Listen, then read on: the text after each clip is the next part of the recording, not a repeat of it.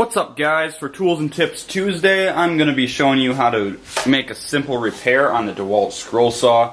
I'm a little out of practice with the scroll saw, so when I was changing the blade, I normally stick a 2x4 under there, and for some reason I bumped the on switch.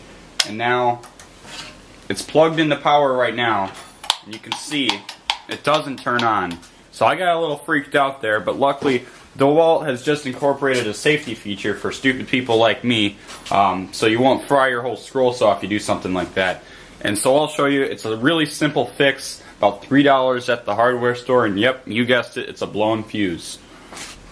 The fuse location on the Dewalt scroll saw is right underneath the motor. Some of them are a little different. One of the ones at school is kind of, you push it in and it folds out like a door, but this one you just push in with your finger or a screwdriver, turn it about 15 degrees clockwise or counterclockwise, and you pull it out, and it's got one of these old style fuses.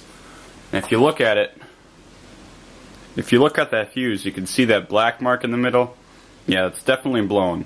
And if you read the top, it says 3 amps, 3A, 250V. So go down to your hardware store. This is a 1/4 inch by 1 1/4 inch fuse. I got a pack of 5 or 6 of them for about $3 at the hardware store.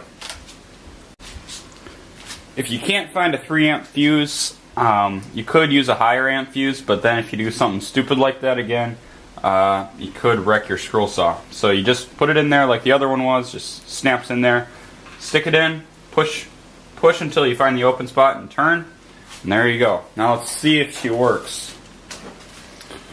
Alright, moment of truth. Tension up the blade, put her on a low speed to start, I guess. Look at that! We fixed her. Thanks for watching. Stay tuned next Tuesday for another Tools and Tips Tuesday.